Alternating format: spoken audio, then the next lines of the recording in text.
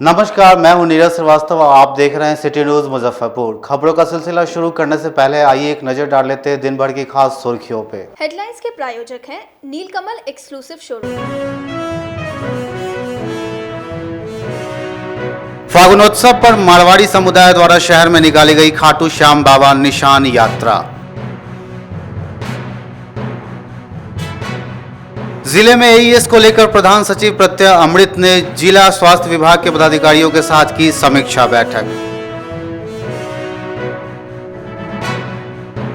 कृषि कानून और महंगाई के विरोध में कांग्रेस के सदस्यों ने सरकार के खिलाफ दिया धरना। तो ये थी आज की सुर्खी और अब खबरें विस्तार से। फागुनोत्सव पर मारवाड़ी समुदाय द्वारा शहर में निकाली गई खाटू श्याम बाबा निशान शोभा यात्रा। इस दौरान पूरा शहर श्याम बाबा के जयकारों से गूंज उठा। रंगीलो लागूनो कार्यक्रम के तहत मुजफ्फरपुर क्लब से भव्य निशान शोभा यात्रा निकाली गई। निशान शोभा यात्रा शहर के कंपनी बाग, टावर चौक, माखनसा चौक, कल्याणी चौक होते हुए सूतापट्टी स्थित श्याम बाबा के मंदिर पहुंची, जहां भक्तों ने बाबा को 2101 ध्वजा निशान अर्पित की। निशान शोभा यात्रा के दौरान शहर केसरिया और लाल ध्वजा से पट गया था। श्याम बाबा के जयकारों से पूरा शहर गूंज उठा था। शोभा यात्रा जहां से भी गुजर रही थी, वहां से लोगों द्वारा भक्तों का भव्य स्वागत करते हुए फूलों की वर्षा की जा रही थी। हर साल हम ये निशान का कार्य करते हैं, सेवा भाव का हमारी इसमें सारी सदस्याएं मौजूद हैं और हम आशा करते हैं कि हर साल इसी तरह करते रहेंगे। एईएस चमकी बुखार को लेकर स्वास्थ्य विभाग के प्रधान सचिव जिले में समीक्षा के लिए पहुंचे। इस दौरान एसकेएमसीएच का निरीक्षण करते हुए जिले के पदाधिकारियों के साथ अहम बैठक की। जिले में एईएस चमकी बुखार की पूर्व तैयारी को लेकर स्वास्थ्य विभाग के प्रधान सचिव प्रत्यय अमृत जिले में पहुंचे।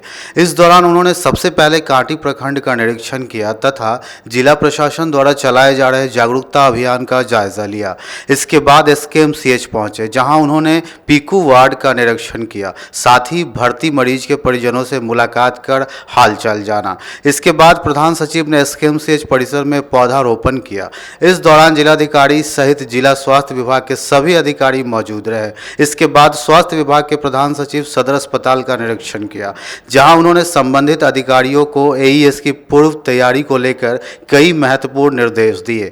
इसके बाद प्रधान सचिव ने समाहरणालय सभागार में जिले के तमाम अधिकारियों के साथ बैठक की।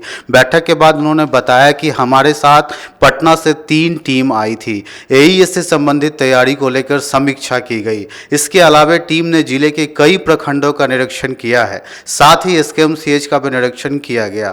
थोड़ी बहुत कमियां दिखाई दी है, जिसको लेकर अलर्ट मोड में रहने का निर्देश दिया गया है। मेरे साथ 2-3 टीम आई थी। आज एईएस से संबंधित तैयारी की समीक्षा के लिए तो हम लोगों ने कुछ प्रखंडों का दौरा किया है। मैं विशेष रूप से कांटी में गया था। वहाँ पर पीएचसी, पानापुर गांव, सिरसैया गांव और डॉक्टर कौशल किशोर जी, हम लोग के अपर सचिव, वो मीनापुर गए और डॉक्टर अंजनी जी के द्वारा मोरौल, सकरा, इन इलाकों का दौरा किया गया। उसके बाद हम लोग Shri Krishna medical college hospital में जो पीकू बना है उसका भी हम लोगों ने निरीक्षण किया। वहाँ पर जो थोड़ी बहुत समस्या है, ताकि पूरी तरह से अलर्ट मोड में एईएस के को लेकर लोग तैयार रहें। और वहाँ पर कुछ और भी मेडिकल कॉलेज में इश्यूज थे, जैसे आज हम लोगों ने एक निर्णय लिया है, वहाँ का जो बर्न वार्ड है उसकी स्थिति बहुत भयावह है और ध्यान आकृष्ट कराया गया वहाँ के अधीक्षक के द्वारा। तो हम लोग वहाँ पर नए बर्न वार्ड का निर्माण करेंगे। उसके बाद केजरीवाल अस्पताल भी हम लोग गए, क्योंकि वहाँ भी टॉप फ्लोर पर पीकू की व्यवस्था है, तो उसकी भी तैयारी देखने के लिए आज हम लोग गए। और वहाँ से फिर जिला अस्पताल मुजफ्फरपुर, जहाँ पर एईएस का कंट्रोल रूम है, उसको भी हम लोगों ने देखा। जिला पदाधिकारी मुजफ्फरपुर थे और जो दीदी की रसोई, यह जो राज्य सरकार कैबिनेट का निर्णय है और ये देश में सबसे पहला एक्सपेरिमेंट है कि जीविका दीदियों के माध्यम से सभी जिला अस्पतालों, अनुमंडल अस्पतालों और हम लोग की कोशिश होगी Shri Krishna medical college hospital में भी जीविका के दीदी, ये जो दीदी की रसोई है उसके माध्यम से हम लोग कैंटीन का संचालन करें। और उसके बाद में हम लोगों ने यहाँ पर जो 12 जिले हैं जहाँ पर एईएस का प्रकोप रहता है, वहाँ के सभी जिला पदाधिकारी और सिविल सर्जन के साथ जो हमारे फील्ड विजिट्स के अनुभव थे और अब तक की जो तैयारी है उसके बारे में जिलावार समीक्षा की गई है। और समीक्षा के बिंदु में मुख्य रूप से 3-4 बिंदु हम लोग विशेष रूप से देख रहे हैं। एक जो हमारा एसओपी है और उसमें सबसे प्रमुख चीज़ है प्रशिक्षण। जो हमारे डॉक्टर्स हैं, जीएनएम हैं, एएनएम हैं, तो सभी जगह प्रशिक्षण का काम एक राउंड हो चुका है इस वर्ष और इस चीज़ को हम लोगों ने फील्ड विजिट में भी देखा है जब उनसे पूछताछ की गई है। उसके बाद में दूसरी चीज़ आती है गैप असेसमेंट, कि किस तरह के दवाओं की आवश्यकता है या किस तरह के मेडिकल इंस्ट्रूमेंट्स की आवश्यकता है, तो उस फ्रंट पर भी तैयारी हम लोग कर रहे हैं। तीसरी चीज़ आती है रेफरल ट्रांसपोर्ट।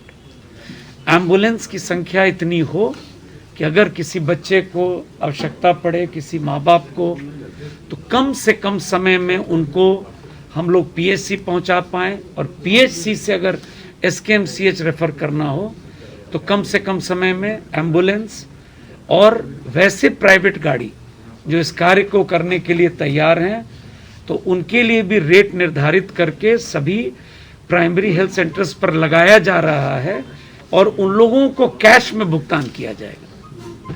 वैसे लोग जो मदद करेंगे संकट के समय, तो उन लोगों को हम लोग कैश में पेमेंट कर देंगे ताकि उनको किसी तरह की परेशानी नहीं हो।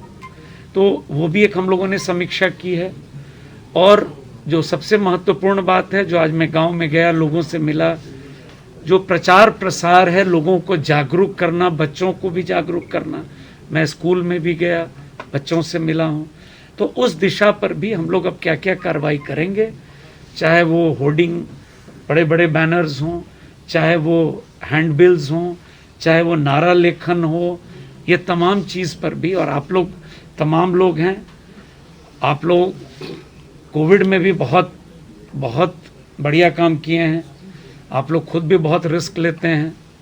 और मैं तो अभी भी आग्रह करूंगा कि कोविड की लड़ाई जो फिर एक बार प्रारंभ है, आप लोगों के माध्यम से मैं मुजफ्फरपुर ज़िले के तमाम लोगों से अनुरोध करता हूं कि कोविड सेफ्टी प्रोटोकॉल का पालन करें। 2 गज की दूरी, सैनिटाइज़र, हाथ धोएं, मास्क का उपयोग करें। डरने की ज़रूरत नहीं है किसी को, लेकिन सजग सबको रहना है। ये लड़ाई आप लोग की मदद से, जनता की मदद से ही हम लोग लड़ पाए हैं। पिछले साल भी बिहार में कोरोना को लेकर जो स्थिति थी और जिस तरह से सभी लोगों ने सामूहिक रूप से प्रयास किया, कदम उठाए हैं। स्टेशंस पर जो चेकिंग है, चाहे दरभंगा हवाई अड्डा हो, गया हो, पटना हवाई अड्डा हो, इन जिलों पर भी टेस्टिंग है। और कल एक दिन में सर्वाधिक केस मिले थे 170 प्लस, और अब तक का आंकड़ा मेरे पास नहीं है, लेकिन जो ट्रेंड में सुबह से मॉनिटर कर रहा था, ये संख्या आज उसको भी पार करेगी। इसीलिए मैं आप लोगों से अनुरोध कर रहा हूँ, होली के अवसर पर जो लोग बाहर से आ रहे हैं, मुख्यतः जो गाड़ी, जो ट्रेन बॉम्बे मेल गया, चाहे जो बसेस आ रही हैं डायरेक्ट, तो ज़्यादातर हम लोगों को केसेस जो बाहर से लोग आ रहे हैं टेस्टिंग में, उन लोगों के बारे में अभी तक मिल रहा है। तो जो इसका भी टेस्ट, ट्रैक, ट्रीट, और इसी फॉर्मूला पर हम लोग पिछले साल बिहार में कोरोना को हैंडल किए थे, तो इस बार भी वही कर रहे हैं। दो सिर्फ और है इम्प्रूवमेंट। पहला कि 70% जो टेस्ट होगा प्रत्येक दिन जिले में, उसमें 70% RT-PCR होगा, क्योंकि वो पॉजिटिविटी रेट के बारे में आइडिया देता है आपको। और साथ साथ जो एंटीजन टेस्ट है वो चल रहा है। जैसे इस बार कई एंटीजन टेस्ट से ट्रेन में, बस में लोग पॉजिटिव मिले हैं। दूसरी बात है, जहाँ भी पॉजिटिव लोग हैं वहाँ माइक्रो कंटेनमेंट जोन को बनाकर, छोटा है माइक्रो, और आसपास के सभी घर में 100% जांच करवाना। तीसरी बात है कांटेक्ट। अगर ये बाहर से आए हैं तो किस ट्रेन के किस डब्बे में थे, या बस में आए हैं, या किस से मोड से आए हैं, उसकी भी हम लोग जानकारी ले रहे हैं। और एक बार होम आइसोलेशन में, अभी अधिकांश जो संक्रमित लोग हैं बिहार में वो सभी होम आइसोलेशन में, घर पर हैं। तो वहाँ पर हर जिले से 2 बार कॉल जाता है, और पटना से हमारे कंट्रोल रूम से रैंडम हम लोग भी चेक कर रहे हैं कि ये जो कोविड इन्फेक्टेड लोग हैं उनको किसी तरह की कोई दिक्कत, क्योंकि उनको दवा का किट दिया जाता है। और अभी तक जो स्थिति है बिहार की, ये आज, कल और परसों, चूँकि होली का समय है, ये हम लोगों के लिए बहुत ही क्रिटिकल टाइम है। सबको वॉचफुल रहना है, बिकॉज काफ़ी संख्या में लोग बाहर से आ रहे हैं। सार्वजनिक स्थल पर होली मिलन पर रोक सरकार ने लगाई थी, और मैं तो सभी लोगों से अनुरोध करूंगा कि होली भी हो तो सार्वजनिक स्थल पर लोग ना खेलें, वो सबके लिए बेटर रहेगा, क्योंकि सबको मिलकर इसका मुकाबला करना होगा। वैक्सीनेशन के फ्रंट पर आज के दिन में स्थिति है, जैसा आप सब लोग अवगत हैं, 1 अप्रैल से 45 वर्ष के ऊपर के अब सभी लोगों को लेने की छूट है। वो जो 20 बीमारियों का जिक्र था, अब वो 1 अप्रैल से लागू नहीं होगा। बिहार राज्य में हम लोगों ने 2-3 नए कार्य किए हैं। जैसे अंतर्राष्ट्रीय महिला दिवस के दिन 8 मार्च को एक विशेष अभियान पूरे बिहार राज्य में चला था महिलाओं के लिए, और उस दिन हम लोगों ने लगभग 1,30,000 महिलाओं को टीका दिया था।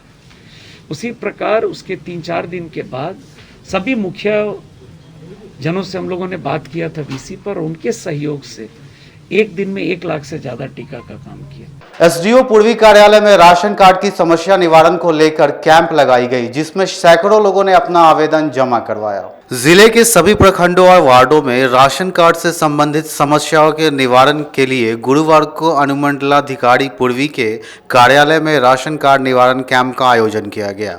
वहीं कैंप के माध्यम से आवेदनकर्ता अपनी राशन कार्ड की समस्या मौजूदा पदाधिकारी से साझा की। एसडीओ पूर्वी कुंदन कुमार ने बताया, प्रत्येक गुरुवार को राशन कार्ड से संबंधित मामलों के निपटारे के लिए कैंप का आयोजन किया जाता है, जिसमें अब तक लगभग 1200 राशन कार्ड बनाकर लोगों को दिया गया है, और आज 200 से ज़्यादा आवेदन प्राप्त हुआ है। पूर्व में आवेदन किया गया है, चाहे वो नया राशन कार्ड के लिए हो या फिर नाम जोड़ने, हटाने या संशोधित करने के लिए हो, लेकिन कतिपय कारणों से उनका लंबे दिनों से चाहे तो उनको जानकारी नहीं है, अथवा उनको उनका राशन कार्ड बन गया है और वो अभी तक प्राप्त नहीं कर पाए हैं। तो वैसी परिस्थिति में काफ़ी जनता दरबार में आवेदन आ रहे थे, लोग आते थे, तो हमने ये निर्णय लिया कि प्रत्येक गुरुवार के दिन केवल राशन कार्ड के वैसे आवेदन जो पूर्व में किसी कारण से समर्पित किए गए थे और निष्पादित नहीं हुए हैं, या निष्पादन हुआ है जिसकी जानकारी लाभुकों को नहीं है, उसको कैंप के माध्यम से हम लोग दें। आप देख रहे होंगे कि लगातार प्रत्येक गुरुवार के दिन हम लोग कैंप कर रहे हैं। लगभग मोर देन 1200 हम लोगों ने राशन कार्ड बना करके उन लोगों को वितरित भी किया। होलिका दहन हस्त नक्षत्र शुभ संयोग में किया जाएगा तथा भद्रकाल के समाप्त होने पर ही लोग होलिका दहन करेंगे। रंगों का त्यौहार होली से पूर्व होलिका दहन का त्यौहार मनाया जाता है। कहते हैं सच्चे मन से होलिका के दहन में शामिल होने से लोगों की समस्याएं दूर होती है। फागुन मास की पूर्णिमा तिथि को होलिका दहन किया जाता है। इस वर्ष 28 मार्च रविवार को होलिका दहन हस्त नक्षत्र के शुभ संयोग सहयोग में किया जाएगा। उक्त बातें गुरुवार को लक्ष्मी चौक स्थित फलित दर्शन ज्योतिषाचार्य अनुसंधान केंद्र में पंडित प्रभात मिश्रा ने बताया। प्रभात मिश्रा ने बताया कि शास्त्रों में भद्रा के समय होलिका दहन को शुभ नहीं माना जाता है, इसलिए भद्र काल के समाप्त होने के पश्चात ही होलिका दहन करना चाहिए। लेकिन इस बार होलिका दहन के समय भद्रा नहीं रहेगी। होलिका दहन से पूर्व होली का पूजन करने का विधान है। होलिका की पूजन करने वाले व्यक्ति को पूजा करते वक्त पूर्व या उत्तर की ओर मुख करके बैठना चाहिए। उसमें मुख्य विचार की जाती है भद्रा की। भद्रा का साया जहाँ नहीं रहता है, जिस टाइम पे, उस टाइम पे हम लोग होलिका दहन करते हैं। होलिका दहन का जो शुभ मुहूर्त है इस बार, वह सूर्यास्त से लेकर के और 11 बजे रात्रि तक है। ऐसे तो 12:30 तक, लेकिन पूर्णिमा जो है 12:30 रात्रि तक है। लेकिन क्या है कि उसमें जो होलिका दहन है वह प्रदोष काल में मनाने की ज़्यादा परंपरा है और वह शुभ योग में मनाना चाहिए। इस बार हस्त नक्षत्र के शुभ योग में इस बार पूर्णिमा भी है और हस्त नक्षत्र से युक्त है और भद्रा का इस बार इसमें छाया नहीं है, जिसके कारण रविवार को शाम में 6 बजे से 10 बजे रात्रि तक, 11 बजे रात्रि तक होलिका दहन की जाएगी। और इसमें वृश्चिक और कुंभ राशि, मीन राशि और सिंह राशि वाले लोगों के लिए विशेषकर यह होलिका दहन के रोज़ जो शुभ योग बन रहे हैं, उसमें ऋण मुक्ति के लिए वे लोग जो है उड़द का बारा का प्रयोग कर सकते हैं। उड़द का बारा बना करके होलिका में डालें और कपूर होलिका दहन के समय सभी राशि वालों को कपूर डालना चाहिए। और घर से जो है थोड़ा सा रोली, सुपारी और बनी हुई पकवान लेकर के होलिका दहन में डालने से ऋण मुक्ति होती है, इसलिए ऐसा काम सभी को करना है। एक प्रयास मंच द्वारा होली को लेकर मुक्तिधाम स्लम बस्ती के बच्चों के बीच पिचकारी और रंग गुलाल का वितरण किया गया। सिकंदरपुर मुक्तिधाम स्लम बस्ती में एक प्रयास मंच द्वारा होली कार्यक्रम का आयोजन किया गया, जिसमें स्लम बस्ती के बच्चे शामिल हुए। इस दौरान मंच के सदस्यों ने बच्चों के बीच पिचकारी और रंग गुलाल का वितरण किया। साथ ही बच्चों के साथ मंच के सदस्यों ने गुलाल अबीर लगाकर होली मनाई।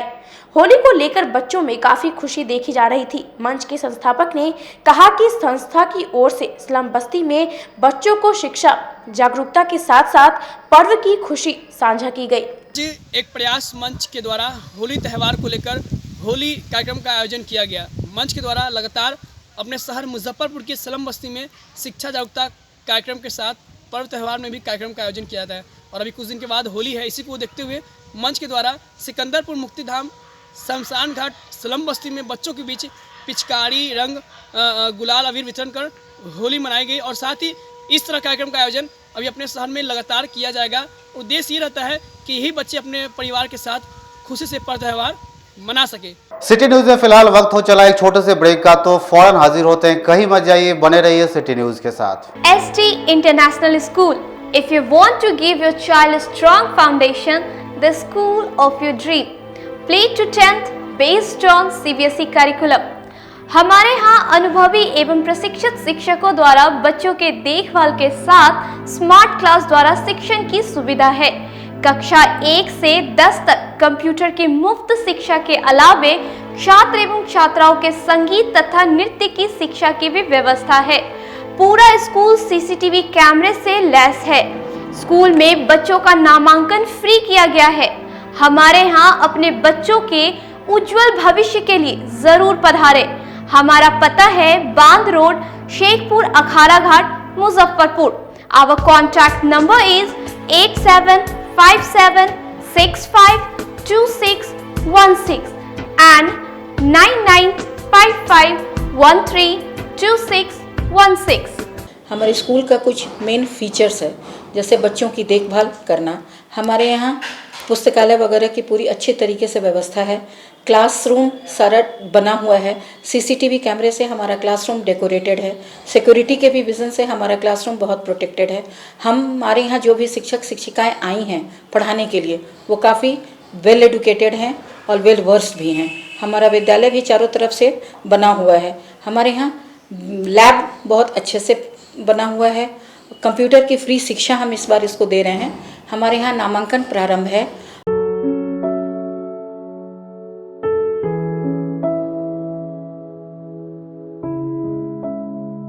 शादी समारोह और किसी प्रकार की पार्टियों के लिए आपको कई जगहों पर जाना नहीं पड़ेगा, क्योंकि आपको सारी सुविधा एक ही छत के नीचे उपलब्ध मिलेंगी, वो भी उचित मूल्य पर। 0 माइल दादर मेन रोड स्थित आयुष्मान उत्सव पैलेस में अत्याधुनिक समारोह की व्यवस्था की गई है। यहाँ फुली एसी हॉल रूम और पार्किंग की व्यवस्था है, साथ ही डेकोरेशन और कैटरिंग की भी सुविधा है। तो एक बार हमारे यहाँ जरूर संपर्क करें। हमारा पता है Shiv Dulari complex, Dadar road, Muzaffarpur. Our contact number 8700973246।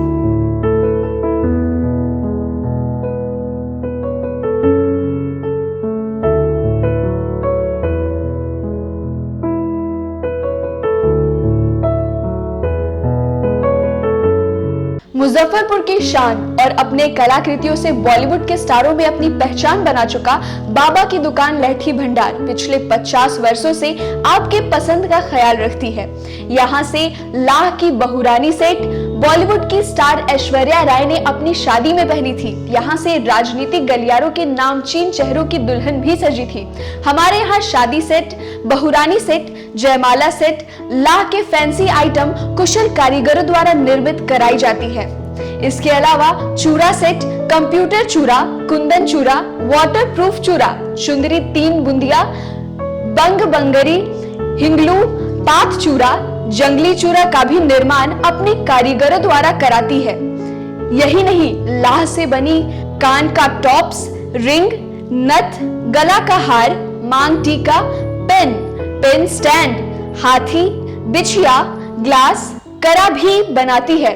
तो एक बार हमारे यहाँ अवश्य पधारे। बाबा की दुकान लहठी भंडार, इस्लामपुर, मुजफ्फरपुर।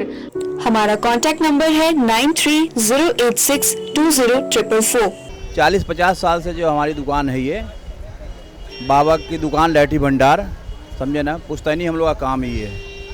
और हमारे यहाँ जो है जितने भी है, जैसे कि ऐश्वर्या राय के यहाँ लहठी गया, हमारा सचिन के यहाँ गया है, और आपके जो है तेज प्रताप से अभी लालू प्रसाद के लड़के की शादी हुई है, उसमें भी लहठी भेजा गया था। और हमारे यहाँ जो है ना बहुरानी सेट है, जैसे कि है कुंदन सेट है, और जैसे कि हम लोग जो डिज़ाइन जो है सेलेक्ट करते हैं जो लगन के ऊपर जो है, जैसे कि कस्टमर का चॉइस देखते हैं हम लोग हैं, उसी टाइप से हम लोग जो है माल तैयार करते हैं। और कलर है मैचिंग। हमारे यहाँ सबसे विशेषता है कि हर तरह के लहंगे का जो है ना मैचिंग तुरंत हैंड टू हैंड हम लोग लगा के दे देते हैं। हम पढ़ाते नहीं, हम बच्चों में विश्वास जगाते हैं। Christ Jyoti international school, based on CBSE curriculum with co-education. इस स्कूल में प्रत्येक विषयों के लिए अनुभवी शिक्षकों का समूह है। विद्यार्थियों को अलग से ट्यूशन पढ़ने की आवश्यकता बिल्कुल नहीं है। बच्चों को प्रत्येक विषयों के लिए अलग से अतिरिक्त कक्षाएं दी जाती हैं। साइंस और कंप्यूटर लैब की व्यवस्था के साथ उत्तम खेल कूद के लिए बड़ा सा कैंपस भी है। नर्सरी के बच्चों को खेल कूद की विधि से पढ़ाई जाती है। केंद्रीय माध्यमिक शिक्षा बोर्ड पर आधारित पाठ्यक्रम से कक्षा प्ले हाउस व नर्सरी से अष्टम वर्ग तक ये नामांकन प्रारंभ है। तो नामांकन के लिए तुरंत संपर्क करें।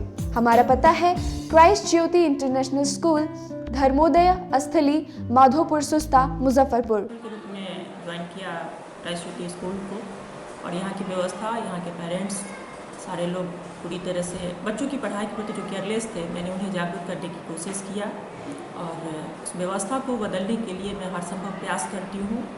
जहाँ तक हो पाएगा मैं इसे आगे बढ़ाऊँगी। इसे आगे बढ़ाना ही मेरा कर्तव्य है। अब आ गया है आपके अपने शहर में उत्तर बिहार का पहला नीलकमल एक्सक्लूसिव शोरूम। नीलकमल इंडिया की फेवरेट फर्नीचर ब्रांड है। इस कंपनी के सभी रेंज एक ही छत के नीचे आपको मिलेगी। होम फर्नीचर, ऑफिस फर्नीचर की सभी रेंज यहाँ पे उपलब्ध है। कंपनी का एक्सक्लूसिव शोरूम होने के कारण 40% तक की विशेष छूट यहाँ मिल रही है। इसके अलावा 0% इंटरेस्ट के साथ बैंक से फाइनेंसिंग की भी सुविधा उपलब्ध है।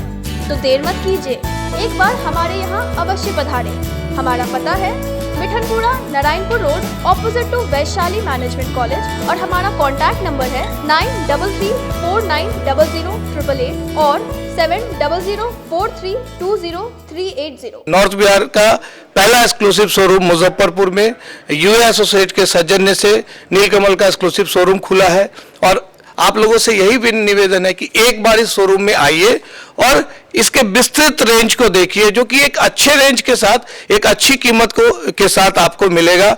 तो एक बार हम लोगों को आप सेवा करने का मौका दें। शिक्षा के क्षेत्र में अपना एक स्थान बनाने में सफल आवासीय भारतीय इंटरनेशनल स्कूल बच्चों को नर्सरी से लेकर +2 तक की बेहतर शिक्षा देने को लगातार प्रयासरत है। सीबीएसई पाठ्यक्रम पर आधारित यह स्कूल पढ़ाई के साथ साथ खेलकूद और व्यक्तित्व विकास पर विशेष ध्यान दे रही हैं। हमारी मुख्य विशेषताएं हैं छात्राओं के लिए हॉस्टल की व्यवस्था, अनुभवी एवं प्रशिक्षित शिक्षकों द्वारा बच्चों की देखभाल, स्पोर्ट्स और आत्मरक्षा की भी तैयारी दी जाती है। प्रत्येक कक्षा में स्मार्ट क्लास द्वारा शिक्षण की सुविधा, सुसज्जित पुस्तकालय की व्यवस्था, कक्षा 1 से कक्षा 10 तक कंप्यूटर की मुफ्त शिक्षा, सुसज्जित विज्ञान प्रयोगशाला, छात्र एवं छात्राओं के लिए संगीत तथा नृत्य की शिक्षा की अलग अलग व्यवस्था है। अंग्रेजी बोलने की कला की शिक्षा, सीसीटीवी कैमरे से सुसज्जित विद्यालय। तो हमारा पता याद रखें, हमारा पता है आवासीय भारतीय international school, main road NH57, Ahiyapur, Muzaffarpur और हमारा कॉन्टेक्ट नंबर है 7970919864 या फिर हम आप डायल कर सकते हैं 9931273960 या फिर आप हमें कॉल कर सकते हैं 9525587370 पर। Registration and admission is going on from nursery to 9th for the session 2018 to 2019. Class 11th का रजिस्ट्रेशन 1 जून से प्रारंभ होगा और वर्ग में सीटें सीमित है। 10th बोर्ड में 60% और उससे अधिक अंक वाले छात्र छात्राओं को नामांकन में प्राथमिकता दी जाएगी। शिक्षा के क्षेत्र में अपना एक स्थान बनाने में सफल आवासीय भारतीय इंटरनेशनल स्कूल बच्चों को नर्सरी से लेकर +2 तक की बेहतर शिक्षा देने को लगातार प्रयासरत है। सीबीएसई पाठ्यक्रम पर आधारित यह स्कूल पढ़ाई के साथ साथ खेलकूद और व्यक्तित्व विकास पर विशेष ध्यान दे रही हैं। हमारी मुख्य विशेषताएं हैं छात्राओं के लिए हॉस्टल की व्यवस्था, अनुभवी एवं प्रशिक्षित शिक्षकों द्वारा बच्चों की देखभाल, स्पोर्ट्स और आत्मरक्षा की भी तैयारी दी जाती है। प्रत्येक कक्षा में स्मार्ट क्लास द्वारा शिक्षण की सुविधा, सुसज्जित पुस्तकालय की व्यवस्था, कक्षा 1 से कक्षा 10 तक कंप्यूटर की मुफ्त शिक्षा, सुसज्जित विज्ञान प्रयोगशाला, छात्र एवं छात्राओं के लिए संगीत तथा नृत्य की शिक्षा की अलग अलग व्यवस्था है। अंग्रेजी बोलने की कला की शिक्षा, सीसीटीवी कैमरे से सुसज्जित विद्यालय। तो हमारा पता याद रखें, हमारा पता है आवासीय भारतीय international school, main road NH57, Ahiyapur, Muzaffarpur और हमारा कॉन्टेक्ट नंबर है 7970919864 या फिर हम आप डायल कर सकते हैं 9931273960 या फिर आप हमें कॉल कर सकते हैं 9525587370 पर। Registration and admission is going on from nursery to 9th for the session 2018 to 2019. Class 11th का रजिस्ट्रेशन 1 जून से प्रारंभ होगा और वर्ग में सीटें सीमित है। 10th बोर्ड में 60% और उससे अधिक अंक वाले छात्र छात्राओं को नामांकन में प्राथमिकता दी जाएगी। ब्रेक के बाद एक बार फिर से आपका स्वागत है। तो आइए बढ़ते अगले खबरों की ओर। समाहरणालय परिसर में जिला कांग्रेस द्वारा कृषि कानून और बढ़ती महंगाई के खिलाफ धरना दिया। इस दौरान सरकार विरोधी नारे भी लगाए। समाहरणालय में जिला कांग्रेस कमेटी द्वारा 3 कृषि कानून, महंगाई और बेरोजगारी के मुद्दे पर सरकार के खिलाफ धरना दिया, जिसमें कांग्रेस के जिला अध्यक्ष अरविंद कुमार मुकुल, नगर विधायक विजेंद्र चौधरी और जिला प्रभारी अमिता भूषण के साथ सैकड़ों कार्यकर्ता शामिल हुए। जिला प्रभारी अमिता भूषण ने कहा कि केंद्र और राज्य में डबल इंजन की सरकार लोकतंत्र को तार-तार की जा रही है। किसानों को पूंजीपतियों का गुलाम बनाने की साजिश की जा रही है। कांग्रेस कमेटी के निर्देशानुसार जिला कांग्रेस कमेटी के तत्वाधान में जिलाधिकारी के समक्ष यह 3 बिल जो काला कानून जो पास किया गया है उसको अविलंब रद्द करने के लिए बढ़ती महंगाई, बढ़ती बेरोजगारी और जो विधानसभा में विपक्षी विधायकों के साथ जो हमला हुआ है, लोकतंत्र की हत्या हुई है, उसके खिलाफ तमाम कांग्रेस जन आज हम लोग धरना पर बैठे हुए हैं और हम लोग मांग पत्र के मांग में मिलकर देंगे और यह मांग करते हैं कि जो 3 काला बिल जो पास किए हैं उसको अविलंब रद्द किया जाए और जो विधायकों के साथ, हमारे विपक्षी विधायकों के साथ जो मारपीट किया गया है, बाहर से पुलिस और गुंडे को बुलाकर हाउस में जो पिटवाने का काम किया है, उसकी उच्च स्तरीय जांच हो और उसकी गिरफ्तारी हो। साथ में पेट्रोल, डीजल और रसोई गैस की बढ़ती दर को कम किया जाए और जो महंगाई जो बढ़ रही है, चरम सीमा पर है, उसको भी जो है रोका जाए, कम किया जाए। इसी के लिए जिला कांग्रेस कमेटी मुजफ्फरपुर के तत्वाधान में हम लोग धरना पर बैठे हुए हैं। एक सवाल है, भाषाई मर्यादाएं टूटती जा रही है राजनीति में, क्या कहेंगे? देखिए, आप देखे हैं, आपका उम्र भी 50 होगा या 45 होगा। कांग्रेस के शासन में जो कांग्रेस की हुकूमत थी 90 से पहले, जो शासन कांग्रेस चलाया और जो देश को आज दिया, चाहे वह नेहरू जी हो, इंदिरा जी हो, राजीव जी हो, चाहे नरसिम्हा राव हो, मनमोहन सरकार हो, आज उसका उल्टा यह केंद्र सरकार, मोदी सरकार कर रही है। गृह रक्षा वाहिनी कार्यालय में होली मिलन समारोह का आयोजन किया गया, जिसमें जवानों के द्वारा एक दूसरे को गुलाल लगाकर एक दूसरे को बधाई दी। होली को महज कुछ ही दिन शेष बचे हैं, ऐसे में होली का माहौल बनता नजर आ रहा है। गृह रक्षा वाहिनी के कार्यालय में गुरुवार को गृह रक्षा वाहिनी के जवानों के द्वारा होली मिलन समारोह का आयोजन किया गया। होली मिलन समारोह में होम गार्ड के जवानों ने एक दूसरे को अबीर गुलाल लगाकर होली की शुभकामनाएं दी। पूर्व जिलाध्यक्ष अरविंद कुमार सिंह का कहना था कि त्योहारों में भी जवान अपने घरों से दूर रहते हैं, इसलिए हम लोगों ने होली के पूर्व ही होली मिलन समारोह कर लिया, जिससे जवान होली के दिन भी अपनी ड्यूटी कर सके। का त्योहार तो बहुत महान पर्व है हम लोग का हिंदुओं में, और ख़ास करके हम लोग को पुलिस विभाग में तो छुट्टी मिलता नहीं है कि घर परिवार में जाके मनाए, इसलिए हम लोग जहाँ हैं पोस्ट पर हैं वहीं रंग त्यौहार मना लिए हैं। खुशियाँ का त्यौहार है और मैं कामना करता हूँ कि पूरे देशवासी में शांति से होली का त्यौहार मने। कोरोना है, कोरोना में भी सोशल डिस्टेंस रहे, सैनिटाइजर रहे और सब लोग सद्भावना बनाए रखे।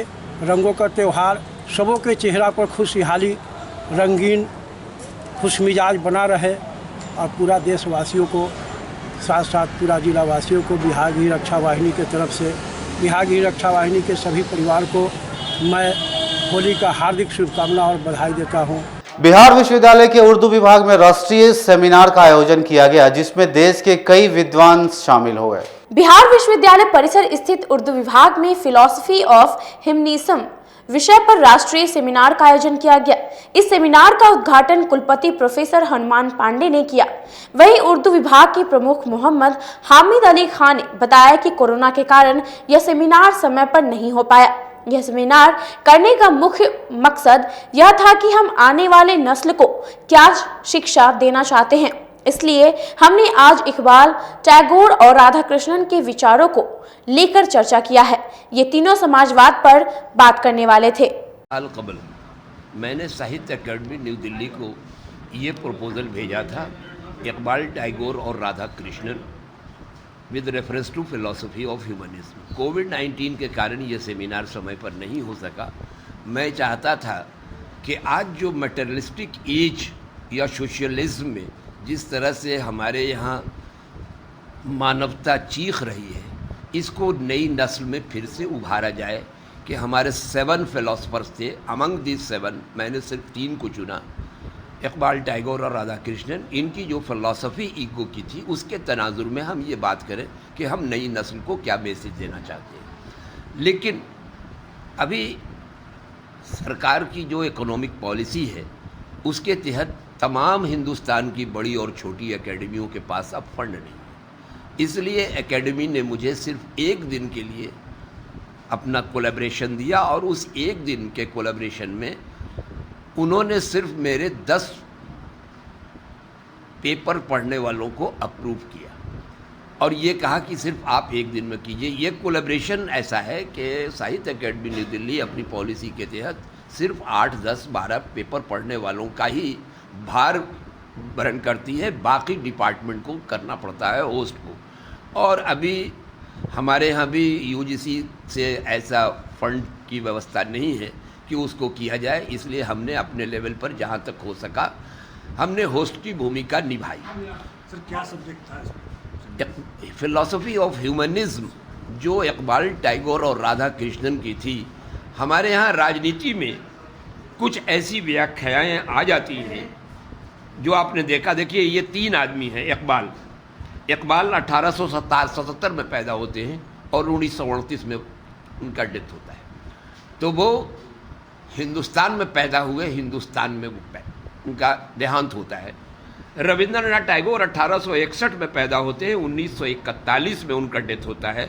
सर्वपल्ली राधाकृष्णन 1886 में पैदा होते हैं और 1975 में उनका देहांत होता है। एज का जो भी डिफरेंस हो, लेकिन इनकी बेसिक फिलॉसफी जो ईगो की है वो ये है कि अगर हम अपने समाज को कुछ देना चाहते हैं और बनाना चाहते हैं तो हमें एक अलमाइटी को मानना होगा और उसके सामने हमको अपने आप को समर्पित करना होगा। आज की खबरों में फिलहाल इतना ही, तो कल फिर मिलेंगे कुछ नई खबरों के साथ। तब तक के लिए हमारी न्यूज़ टीम को इजाज़त दीजिए। नमस्कार।